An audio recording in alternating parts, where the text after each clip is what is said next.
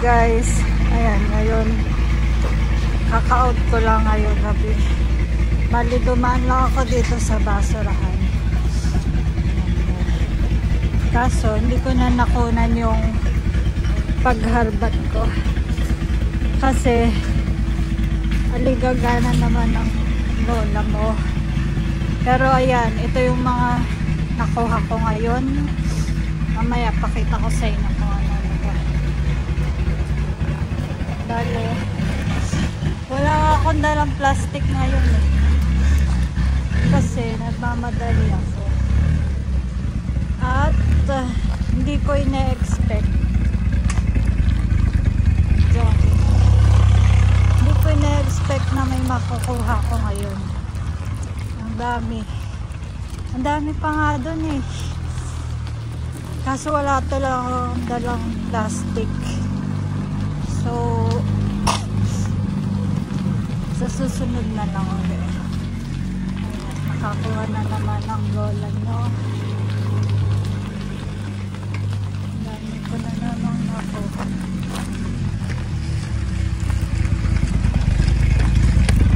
Pauwi na ako ngayon, kaka-out ko lang galing. Naingay ba? Naingay kasi ng kotse. Ayun, bali, napadaan lang ako doon. Kasi nga, kaka-out ko lang. Ayan, kita nyo naman, gabing-gabi. Tapos, wala nga akong dalang plastic eh. So, alam ko na sa susunod, dadala ako ng plastic. Sakto! May nakuha akong giniling, meatballs, tapos mga sandwich ulit, tapos banana. Ang dami kong nakuha ngayon. Dami pa nga dong, isang piling na saging yung nakuha ko ngayon. Kaso wala nga dalang plastic. Kaya yun, buti may bike ako. Nahuhulog-hulog pa nga tong mga dala ko. Dali-dali ako pagbit-bit eh. Ayun, ay salamat Lord, nakakuha na naman ako ng grocery ngayon. Hindi ko na nakunan yung pagkuha ko sa basurahan. Ay, hindi ako prepared. Pero pakita ko sa inyo kung ano itong nakuha ko. Jackpot na naman ang lola nyo. Pauwi na ako. At yun kung ano itong mga nakuha ko.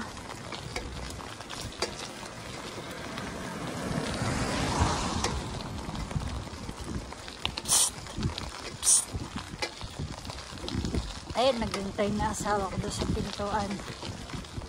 Ay.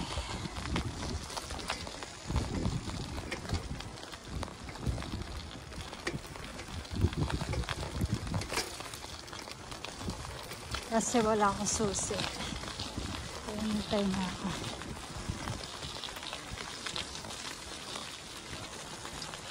Ayan, dito na ako. Psst. Ayan na yung mag-ama ko. Yan guys, pakita ko yung mga nakuha ko ngayon. Sayang na yupi. Pero kanina okay pa to eh. Nayupi lang kasi wala akong dalang plastic. Ito, raspberry. O, diba mali ito? 6 pa. Tapos, isang piling na saging. Ito, nakajackpot ako dito sa giniling. O, diba? Kahapon lang to nag-expired. O, nakuha ko. Ilang kilo to? 700 grams na giniling. Tapos ito kasi nagpabigat sa kay melon.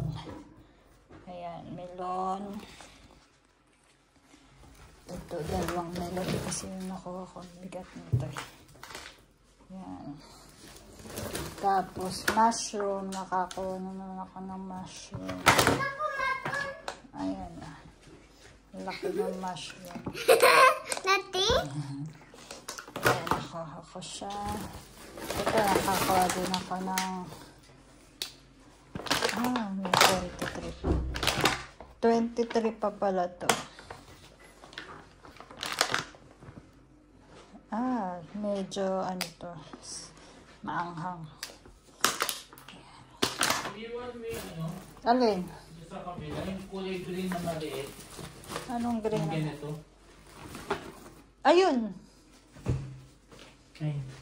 Tapos, tatlo pala yung nakuha kong melon. Kaya parang bigat yung dala ko kanina. Tapos, ito nakakuha kong tasty for the first time. Nagtapon sila ng tasty. 26 lang. Nag-expired lang ito. Ayan. Tapos, ito. Ayan, sarap nito. Kana, Cesar. Kaya bata. Ito nga, naipon na yung orange na ano. Diba? Tapos, ito, kinuha ko na rin. Kaso parang bulok na tong kamote. Medyo malambot na pa. Yan lang guys. Yan naman nakuha ko for today. Ayan, ito yung mga nakuha ko. Isang piling na saging. Tapos, sayang nga, parang okay naman to kanina kasi pagkakalagay ko sa bag na yupit-yupit. Ito nga, nagmamadali kasi 3 melon. Tapos, ito, beef, giniling. Tapos ito, at tasty. Thank you Lord for this blessing. Ayan. Makakuha na naman ako ng harbat. Ito yung kuha ko. Picturean natin. Thank you guys. Ayan na nga. Ito yung nakuha namin. Ano siya? Parang hunaya melon. Ano ba ang hunaya? Ang hunaya, pungkilo. Hunaya is, honey melon. Parang honeydew. Honeydew siya in English. Binugasan mo. Ayan. Wait lang. 3. Alam nyo ba guys, hindi kami makabili ng ganyan kasi nga wala pa kami budget. Saka ang mahal, Diyos ko po. Bibili ako pagka 30%, pero pag hindi sale, hindi talaga ako nabili ng mga ganyan. Pero ngayon, awa ng Diyos, nakakatikim na kami. Nakakatikim na kami ng mga prutas. Kasi sa totoo lang, mahal dito ng grocery. Diyos ko po. Lalo kung maisip ka na nagko-convert ka pa ng in peso. Kaya wag kang magko-convert. Tulad yan. Ang ganyan, minsan 2.36, 2.53, minsan pa nga 3 euro. So, kung i-convert mo yun in euro, ay 6 times 3, 180. Kalahating, lang, piso. Napakamahal.